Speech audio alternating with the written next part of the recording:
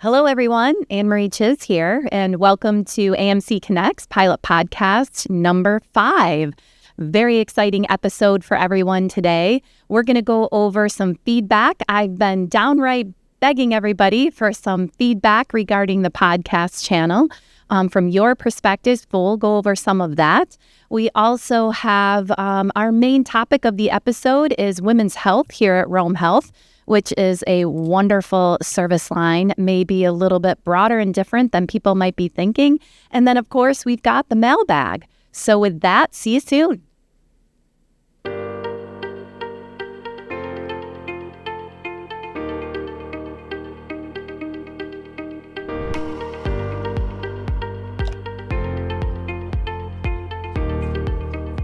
Welcome back, everyone. Thank you to everybody who has reached out to me personally, to Chuck, to each other. I've gotten some overwhelming feedback over the last several weeks as the podcast has launched and garnered some momentum from everyone. First and foremost, people have given me feedback that when maybe we review too many topics at once, that it's not as helpful. So thank you for that. We'll try to stick to 1 to 3 topics with some information regarding what's going on at Rome Health. Again, for this episode, we've got one main topic on women's health and an amazing guest that I'm so excited for. For the main reason is I get this person like hostage right here with us. And it's an individual that's just incredibly popular, busy, and has an amazing life that we get to hear more about. But making sure that the podcast episode is efficient, and what I would say and describe as efficient is, around 30 minutes. Some of our podcast episodes have gone a little bit longer and certainly received some good feedback on that, but it would be better for everyone if we were able to keep one main topic or 2 main topics and making sure that our time frame is within that 30 minutes. So we'll strive to do that. We've had that accomplished in a couple episodes, but we'll try to do that as we go forward. So that was the feedback, of course, and then being able to take that deep dive on a particular topic. On the feedback side, being able to access the podcast, being able to access it efficiently, the way we've kind of launched it, it's been a little bit difficult. People have shared through email. Email is not a particular area that people contact quickly or as quickly as the podcast is airing. Maybe in another episode, we'll talk a little bit about email etiquette, email efficiency, but we hear you, don't we, Chuck? We hear everybody. We're hearing, we're reading, we're all encompassing. It's everything. We're in it. We're in the podcast feedback. And so people had shared to make sure that the episodes could be easily accessed through YouTube. So Chuck will post all of the episodes on an easy to access link through YouTube. And so wherever you use your YouTube channel, you'll be able to connect with AMC Connects if you so wish. So it'll still go out in email, but we'll be able to have it efficiently on YouTube. Right, Chuck? Anything more you want to say about that? Yeah, so it's just basically now you'll just they're going to go to your channel. Your channel's live. So all it is you go to your channel and you pick whichever one you're interested in watching and boom, there you go, ready to hit. And it's not going to be link. It's just one link. So it's perfect. As always, I think I said this in the first and second episodes, the man behind the screen is just awesome for us. I think I worded it this way, and people word people this way that are special in their lives. Chuck is unbelievably special to Rome Health. To know him is to love him, I usually say. So thank you, Chuck, for all you do and for listening and rapidly turning around some updates when it comes to the podcast. You're awesome. Jumping right into women's health, a very important topic for health networks. No easy feat, I think, for hospital-based networks to be investing in women's health. Like a lot of service lines, women's health is incredibly important to the community. We want to make sure that we have the right care streams that we have for what's going on in our particular community. Many people may know we have an absolutely phenomenal OBGYN service line. It's one of the draws to our network for sure. We've had a high number of deliveries over the last several years. One point of pride I've had for a number of years is that when the pandemic hit, it was Rome Health that answered the call in the region when many different maternity service lines across upstate New York were really struggling and were not able to care for birthing moms the way they had once. There was a lot of redeployment of resources, and Rome Health responded to that in a way that was just tremendous, took care of moms and service line that they hadn't beforehand necessarily. A lot of calls, a lot of actual care was provided. So proud of the service line for taking on a need without any strings attached, I would say. There was just freely opening up our arms and our capacity, and it was a huge lift. And we accomplished great things in taking amazing care of moms and families during their maternity time frame. Also, I think that our volumes continued to surge during that time frame and beyond. The community in the region really got used to the amazing care that was provided and just felt that our service line was the best at providing that care. And we've maintained a lot of relationships with women across the region and families. I think this year we'll approach nearly 700 deliveries that we have right here at Rome Health, which is just a tremendous amount of volume. A lot of great work being done to help make sure that we have safe deliveries and we reach kind of just these monumental outcome points. When I look at some of our patient feedback, aside from just hearing it organically in the community in the region, we're in the 95th to 99th percentile of patient engagement scores and feedback. We talked a little bit about patient engagement in our last episode with Barry when it comes to what people are looking for and how we're measured. Again, the maternity service line is our highest performing service line across the network when it comes to community perception and patient perception. And what I'm in awe about and challenged as a CEO is that when I'm meeting with the service line and hearing from our department and our physicians and our nurses, it's still not enough. Even if there's one patient that had one concern at one moment in time, the Department of OBGYN talks about that and tries to understand that and what can be done differently. It's just a wonderful stage that's set that perfect is a process, and we're going to achieve perfection, if not greater. So that's neat. Above and beyond OBGYN, we do have wonderful medical imaging for women's health. I believe we'll come close to annualizing right around 6,500 mammography this year, which is unbelievable. Our breast care and breast health here at Rome Health is a tremendous effort for us. We have breast navigators that do a phenomenal job. And I hear from patients across the region, actually, of how tightly we care for them, especially during some unknown periods of time, which is wonderful. We, of course, have our OB clinic that will likely annualize at 2,600 visits, and our on-site maternity employed practice that we have here. And we also had communicated several months ago that we have Dr. Crystalline Flint with us, who, in addition to taking care of women and their needs in GYN care, we're in the process of launching perimenopause and menopausal care and clinic with her. And certainly our women's health providers do some of that work, but being able to specialize in that phase of health is just tremendously needed. A lot of information has come out on new research and maybe evidence-based practice standards on hormone replacement therapy, which is different than it had been years and years and years ago. So being able to apply the most up-to-date standards to care for women is what we're about here at Rome Health. And here, without further ado, as a special guest, is Dr. Lauren Giustra. Dr. Giustra, welcome to the AMC. Thank you for having me. This is so exciting. Yes, like I said, I'm so excited because you have so much that you do. To be able to get you for a few minutes just with me is like a gift. So I am so excited. I was really surprised when you said you got her. I was like, you got Dr. Giustra. Are you serious? Yeah, 10 minutes. So hurry up, everybody. We got to get through this podcast. I kind of feel her, Chuck. I can feel it a little bit. And I'm like thinking through, I only know a little bit as I'm sure what she does. But here with us, Dr. Giustra, can you share with us your role for Rome Health and maybe how long you've been with the network. I have been in Rome since 1996, so almost 30 years. Myself and my husband, Dr. Ankur Desai, have a private practice right here in Rome where we provide OB and GYN care, from,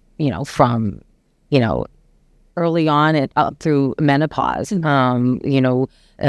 The interesting thing now is we've been here for such a long time that we're actually delivering babies from patients that we delivered, which makes it very old. Dr. Desai just delivered some the other days. Oh, my mom wanted me to let you know that you delivered me 30 years ago. So it is a really amazing thing to see that. So we provide, the OBGYN care here along with the other practice in Rome, and between our office, seeing patients there and doing surgeries here at Rome Health and doing deliveries upstairs. It's just it's a lot, but it's been very quick 30 years. Looking back on it now, but it's really a wonderful job. It really is. Yeah, and 30 years, what a milestone, especially when you think back that you're delivering babies of babies that you delivered. Yes, wow, it's crazy. It's wonderful. Crazy. When I think about many times people kind of talk about how can we give of time, talent, and treasure. I've been kind of convicted about that in a way that how can I be the best that I can be? And when I think about individuals that give of their time, their talent, and their treasure, I think of you and certainly Dr. Desai. But when I think of all that you do for Rome Health, even above and beyond your amazing practice and medical provision to women and families, you also serve on a number of committees for the organization. You're now a board member. Can you talk to us a little bit about how you've garnered the energy to have a very busy practice? It's OBGYN is not an easy specialty to be in. No, it's not. And when I got asked to be on the board, I was, like, oh my gosh, another thing to do. But, it keeps you engaged. It keeps you up to date on what's happening. And you get to help make important decisions. I've never liked being on the sideline and watching things happen without me having some sort of input. I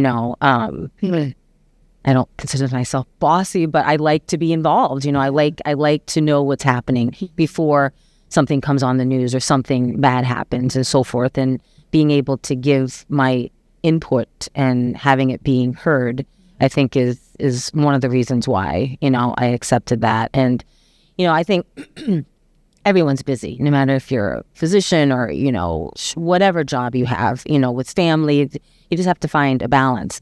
And, the getting, older and so forth, I don't want to slow down, because once you start slowing down, then, I don't know, it just ages you, I think, and that's why I always try to tell my patients, don't stop doing what you love to do and so forth, because once you stop, then then you don't have any joy. So I enjoy it, even though I may complain in my head, oh my gosh, I got to go to another meeting, but it is rewarding. It's rewarding.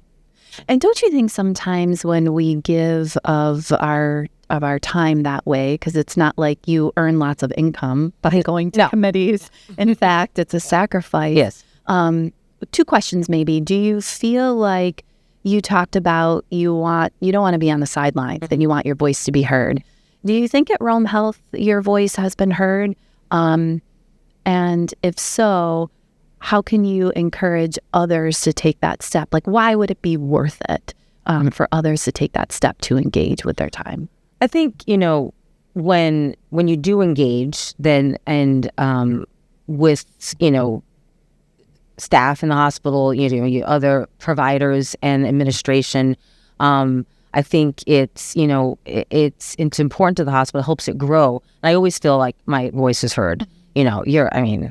Bother you too much, but I always feel like I can call you at any point, and I've always felt that way for the last 30 years with all the CEOs that have been here before you, and and, other administration. And I think it would be important for, every member of this institution to have their voice heard, because, not just one person is going to help it change and become the place that we all want to work at. Everyone has to participate, so you don't want to just come and do your job and leave. You need to engage. Yeah. Everybody needs to engage. Yeah. And don't you feel like it attaches us? Yes. A little bit. There's like this internal community. Yes. When we give like that. Yeah. Definitely. Circling back just a little bit, I've never asked you this question, but I'm interested, is what drew you to OBGYN as a specialty? Again, it's not for the faint of heart, particularly the way you practice, you and Dr. Desai, and that it's a lot of work. It's a large panel of patients, a huge need. There's practice work, there's hospital work, there's, everything in between, call and all of that. What drew you to the specialty? Well, it's interesting. So before I went to medical school, so many people say, oh, go into OBGYN. I'm like, and I actually said to I'm not doing that for the rest of my life. There's no way. And then I actually did my surgical rotation first, and I really enjoyed surgery. And I'm like, I want to do surgery. But then when I did my OBGYN rotation after that, it was so much more, I don't know, it just drew me more to it. Just being a female, seeing all the different things that you can do. So there was still surgery involved in that, but there was, just the joy of, being part of someone's, birth. And then taking care of women, not, in the younger years. So there was so much. So it actually gave you a little bit of everything, sure. And I didn't just want to, I didn't want to just do surgery. So that's what drew me to it, so that's how it started. Looking back, because you mentioned time and age and experience, maturity, we'll call it, right? Are you glad? Oh, yeah. That seems so rewarding. Yeah. I mean, like speaking of, somebody who's had children, you're like forever bonded, yes. To your physician that you've had that relationship with. Yes, so. Yes. I looking back on it, it was very hard to juggle. We have 4 children, and juggling, going to do a delivery and trying to get to a soccer game or to a concert and so forth. And, so one of us was always on call. One of us was always at the event and things like that. But my kids may have complained at certain times and so forth, but I think they respected what we were doing. And, at least showing my daughter just that it can be done, and then you can have both. And that I think it's driven them to be better at what they do and wanting to have some sort of job that they love, but also they still can have family. Sure. Yeah. I remember when your daughter shared a few words. You and Dr. Desai have been so gracious and donating. When you talk about treasure typically is talked about in light of, maybe capacity that we have to give financially. And I remember hearing some of her words of how she looks up to you. It's just like wonderful people and an example and a mentor when we were highlighting you both, given all that you've given for the maternity suite and that area. So, wow. Yeah. Like you can see, everybody can see why I look up to you and to Dr. Desai. Speaking on the surgical front, I just want to make sure I tie this in because for somebody that's had so much success, so much impact, part of, I think, what excites me and makes me, again, look up to you is that there's still a willingness to learn. So we launched a robotics program. I was very interested in because you're so skilled in the surgical arena, especially when, that's what I get to do. I get to look at outcomes and talk to patients, and your outcomes are so good that when we launched the robotics program, I was interested to see how you would connect with that particular investment. And you jumped right in. I didn't want to. Robot was always talked about and so forth. I'm like, I don't need a robot. We can do the same surgery without the robot. And then when we were getting one, I actually was anti-robot. I'd we don't need the robot. We don't need the robot. But honestly, with the way the training is in medical school and residency, you have to have one. I was the first GYN to learn it, whether it was just, based on my schedule and so forth. And, I was resisting, but then, honestly, oh my God, I can't believe I'm actually saying it, like that, that it is easier to, it really is easier. It's on the record. Yeah, it's still, we got her, Chelsea. I know, it still makes me nervous sometimes, just, in patients, I think they more understand it now because I'm better able to explain it. But it's great, being able to do a hysterectomy robotically in patients. Recovery is quicker.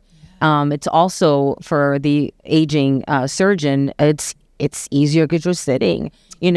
Standing for a couple hours is really tedious on the feet, the knees, your back, your shoulders, and so forth. And you can sit comfortably and do this procedure.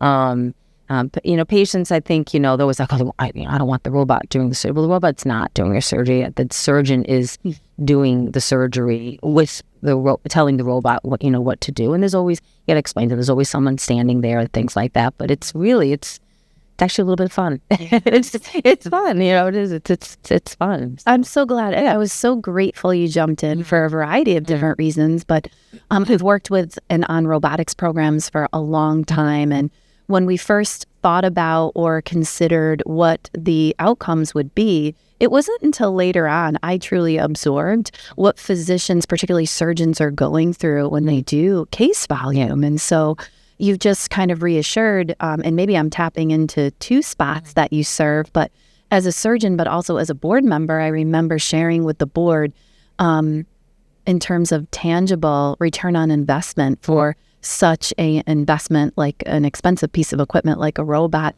the ability to preserve physicians' musculoskeletal structure and be able to preserve them in practice is just, enormous. Yeah, we did an open procedure the other day because she had a very large uterus, and I was like, my back, my knee, like, oh my gosh, this is like, it's hard. It is hard. Well, thank you for jumping into it at this point in your career, because you've learned quite a few surgical procedures on the same type of need, right? Yes. Over the years. So, and I'm glad. I'm so glad it's working for you. Yes. So, kind of shifting into, you touched on a little bit, certainly being a model and a mentor for your children of taking on so much and being able to be, a great example. I get that question quite a bit, and I don't have the complexity of my life that you even have, but as a woman, being able to have a family and to have a practice, and then to be able to even give back your time to an institution that likely needs your time and your talent. Anything you can share with all of us on how to be able to balance all of that, and how you've been able to be so successful, it seems like, in every area of your life, particularly probably one that means the most to you, which is how do your children, now that they're adults, right? Everybody's adulting. Yes. We'll put that in the verb category, because I think our kids are the same. Yeah. I put it as a verb, not a noun. Yeah. I think first you have to have the support from your family, so my husband, we're equal. We have the same job, we have the same amount of kids, and so, right, so team effort. We have, the same responsibilities. So I don't think I could have done it without having the support at home, because you have to have someone willing to do what you would do at home if you were there. And I think that's probably the most important part. And just, and then just having having your kids see you, both of us, doing what we do, and balancing your life. I think it makes them stronger. It really does. I really think that I really, especially my daughter, who's going to medical school at this time, and so, she's like, oh my gosh, Mom, this is really hard. I'm like, yeah, it is really hard. It's just like, then, everybody would do it if it was easy. But I think she knows what it takes. And you just have to know how to balance it, but also learn to take time for yourself, have your hobbies, realize like you can't do everything, realize that, just got to let that closet that's cluttered go. It's just you have to learn to prioritize things. I don't remember who it was that told me, you got to enjoy your time with your kids while they're younger. It goes fast. You're thinking, oh my God, it's just never going to go fast enough, and not sleeping or anything. But then it's gone, And the same thing with that closet. That closet will always be there, and, keep the door shut, and then clean it when it's a rainy day or something, Such great advice. Support, prioritization, and let the small stuff go. I have quite a few of those. Oh, yeah. Yeah, that's great.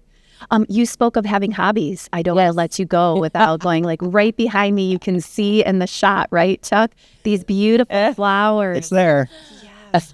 Talk to us a little bit about your hobby, Dr. Giustra. My dahlias. So my son wants to call him Doc Dahlias, or wants to make a sign or something like that. But my friend from high school friend from Maine came to visit one time, and my vegetable garden, I just destroyed it. I'm like, none of the kids are eating vegetables. I'm like, this is just like ridiculous. And so I took it apart. She was like, well, this would be a perfect spot for dahlias. I'm like, well, what the heck's a dahlia? And that's how I started. I think this is my 5th year, and it's gone from 20 plants to 160 plants, which is not a lot. It sounds like a lot, but there's like farmers out there like 6,000 plants and so forth. But it is so... Might as well be 6,000. Yeah, right. Yep. I was going to say, holy cow. What is so rewarding, like, just flowers just make you happy. Like, They do. I go out there in the morning in my pajamas with my coffee and my dog, and we go out there, and I drink my coffee, and I walk up and down the rows and so forth, and just looking at them, and it makes you happy. Flowers make you happy, so I have them for about, end of July. This year was into August, until the first frost. So it's just, and the more you pick, the more grows. And right now I have like a lot.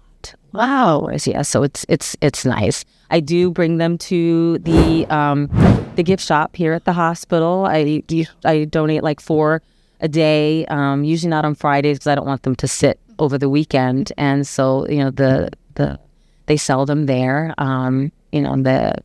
So, and not only patients and families are taking them, but the nurses and people on the floor, the twigs are telling me, that people are calling for them. And I'm like, really calling? Who's calling? So You're getting so popular. It's like great. So. It's like my, in the morning, I'll try to rush and make some, and at lunchtime I'll run home and make some. And so, it's really nice. It's nice. I like people enjoying what I enjoy to do.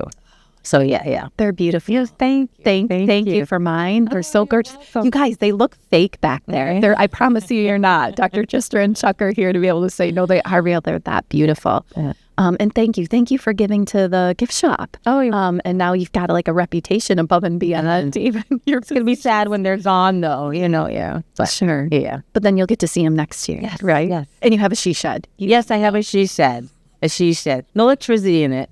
My sister said I need a refrigerator so I can have a few cocktails while I'm making my bouquets. But it's a really nice shed. Open the doors, get a beautiful breeze from the lake and stuff. It's yeah. Wow, it's fun. It's nice. Yeah, it sparked something in me. I've got to find a hobby. Yes, exactly. Giustra, you will last. Before I let you go, Dr. Giustra, there's a couple questions I always ask every guest. Mm-hmm. What could you pass along to all of us as Rome Health workforce and colleagues? And we're trying to be engaged and connected and survive, hopefully thrive in the next few years. What advice would you give us as employees? So as employees, just being more engaged with each other. We've already sort of touched base on that. Getting to know each other a little more. I think there's so many new employees that come and go, but somehow getting us together to engage more and just to know who everybody is. I think, because I'm isolated upstairs on maternity, and everybody knows who I am up there, and I know all the nurses, but when we go to other floors, someone might not know who I am, and someone might not know, I might not know who they are, and so forth. So I think, trying to get to know everybody, because I think that just brings us all closer and makes a better institution. Well, that's so amazing. Just that human connection. Yes. And we all matter. Yes, exactly. And then the next question I ask is, if my goal is to be the best CEO I possibly can be for Rome Health, what advice do you have for me to accomplish that? It might be a little lofty. You got to have a goal to get up in the morning. Right? We actually have talked about this multiple times, and it kind of plays into what we were just talking about, but getting physicians and providers more involved, not even here locally at the hospital, but involved in the community. With all the misinformation that is being spread out there, through our government and so forth, I think if we push forward and give the education to the community, it's not only going to make give the patients more education, but it's going to build a trust with Rome Health and trust with the providers. That's only going to make our hospital stronger. It's amazing. We have talked about that quite a bit, and you heard it here on Pilot Podcast 5. Our physicians, our providers are they're a key. They're a key to our connection to the community. Largely, it's how community trust has been built at Rome Health, and so we need to continue to figure out pathways to keep physicians at all stages of their career really connected to us. So setting that as a major priority into 2026 is huge, and trying to figure that out.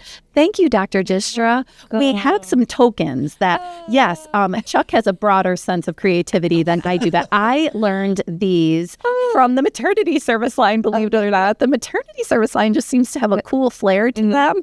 But you know how they were decorating like their water bottles, and there was like baskets and all that. So we have some for you. Yes. This is so cute. Those are little tokens for being a guest. Thank you so much. It's amazing job. Thank you for spending. Well, thank you. All that you do too. Oh, I appreciate it.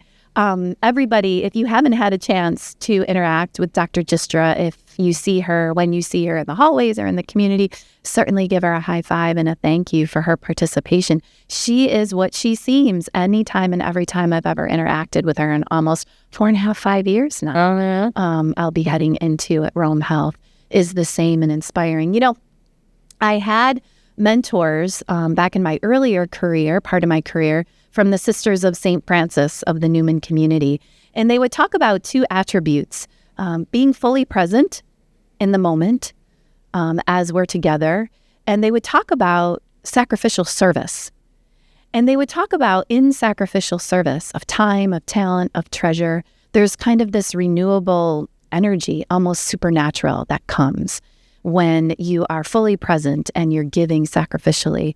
And again, my thanks to Dr. Giustra, because I can't think of a better example in like my 28 years of healthcare of somebody who lives that out. And so proud to say that I look up to you. And there's a challenge, I think, on myself and all of us.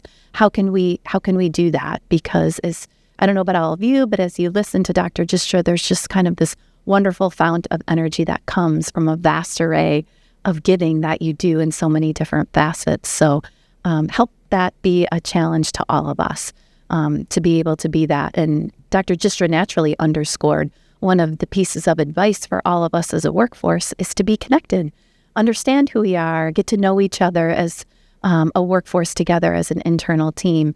And we've talked about this a little bit on other podcasts, that it could promote that retention and that strong workforce that we're all striving to have. With that, Chuck, I think we might be ready for the mailbag. I think we were successful in the last week. Holy cow, were we successful. Very excited about this. We asked for 3, we got 5. So guess what? We're going the right direction. Thank you, everyone. And we're going to talk about 3 today, and then we have a special announcement with one of them. That's right. So the first one is, hold on, let me hitting all my graphics here. So we're going to go to this button now. There we go. Here we go. Okay, first question coming up. And it is from, I believe it's from Sarah. And it goes, during our annual Earth Day spring cleanup of the parking lot and the green spaces, we again found the number one item picked up was cigarette, cigar, and vape products. There have been steps taken with signage and internal communications, but is it possible to offer smoking cessations programs sponsored by Rome Health? Perhaps the New York State Department of Health has a program that we could present to our co-workers. Woo, thank you, Sarah.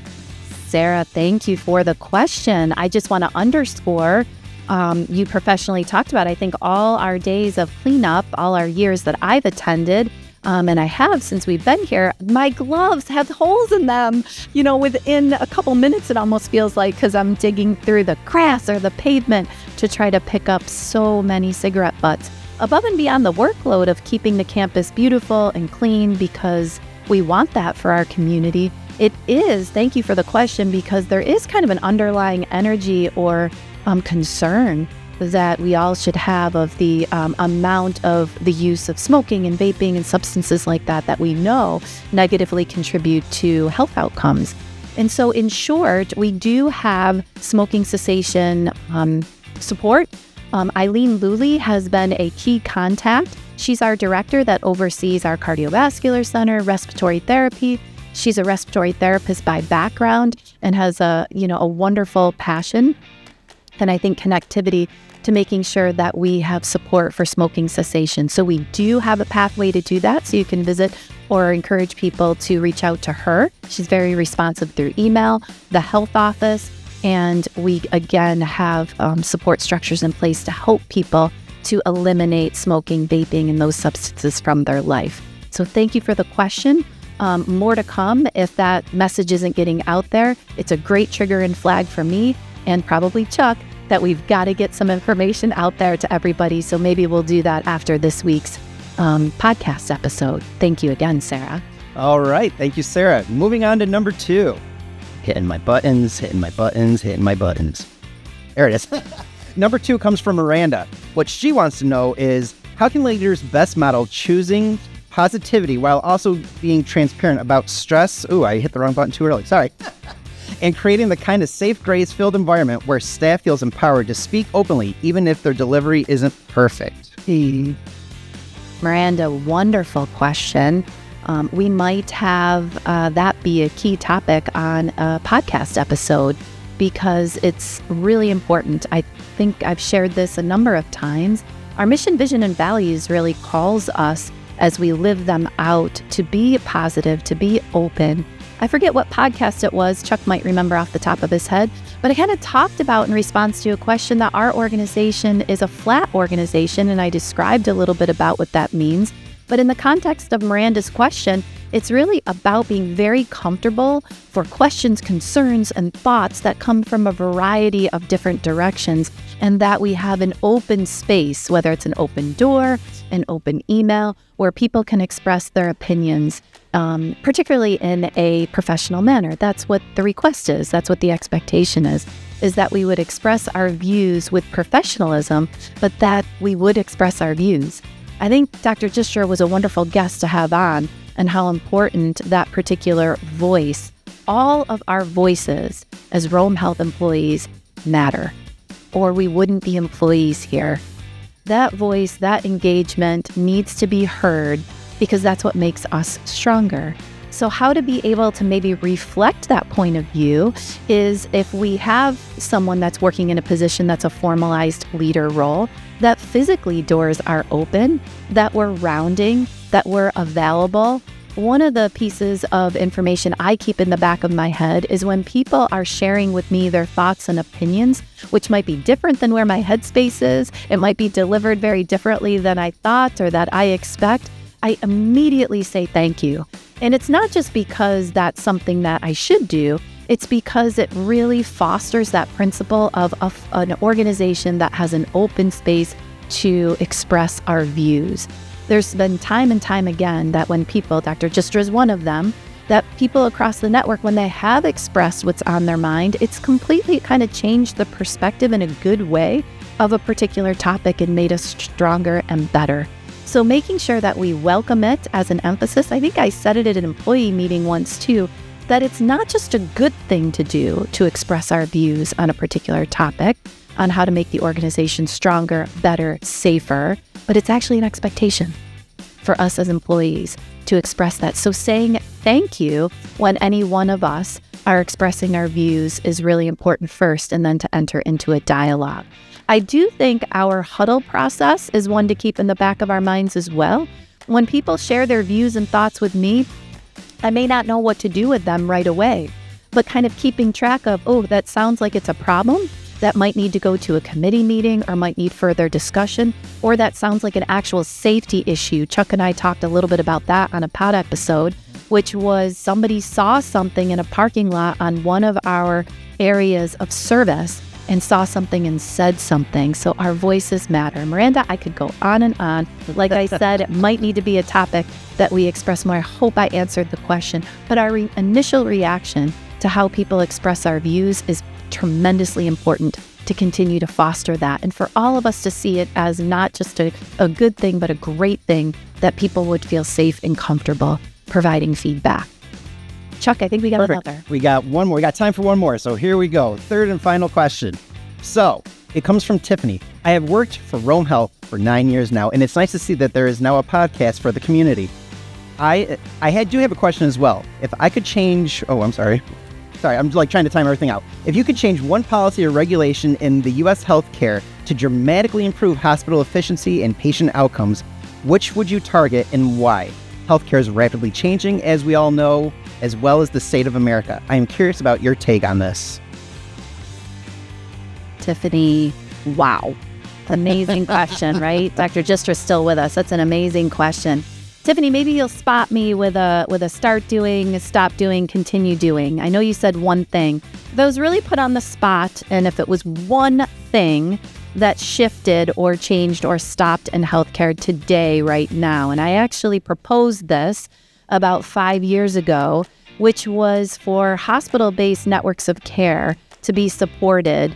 I'm thankful that New York State has a certificate of need process, but what would stop being done is other sites of care, particularly in communities that have workforce challenges, that there would just be startups of other, clinics and sites of care that pull off a different volume and resources from a hospital network that make it very challenging to take care of a large population of people.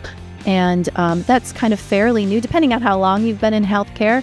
The advent of other sites of care that promote a lot of profit, that draws patients and providers outside of a hospital network is really, really challenging to the overall delivery of care of large populations like Rome Health strives to do.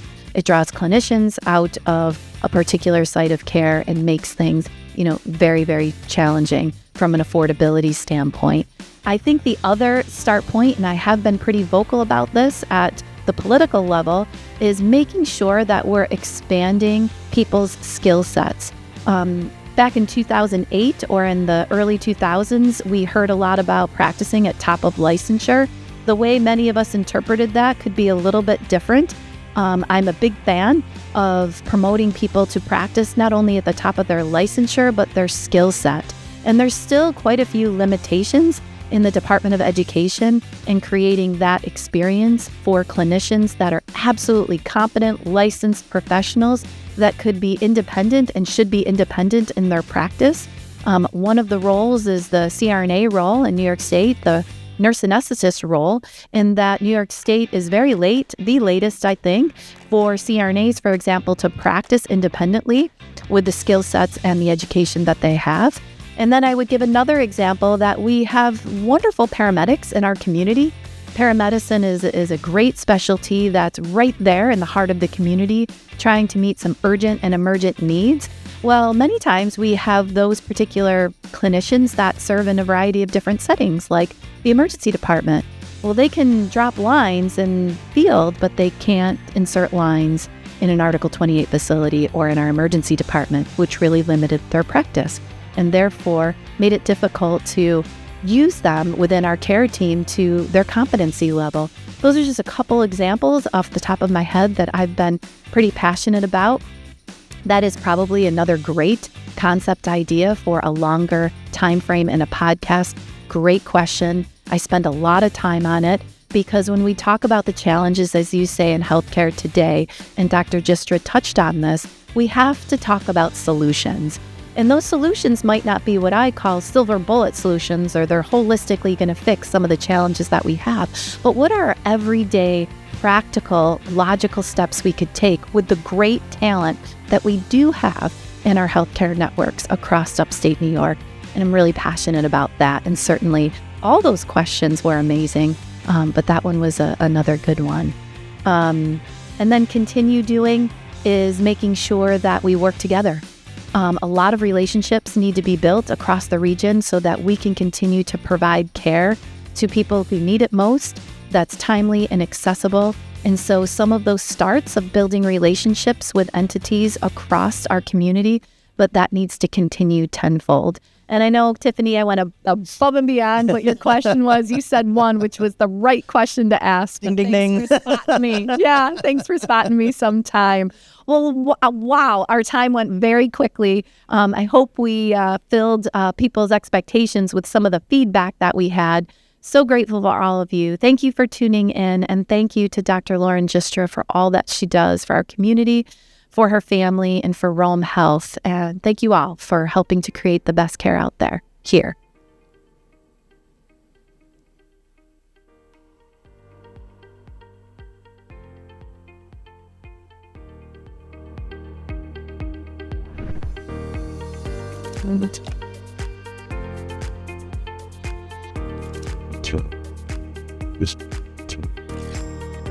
Just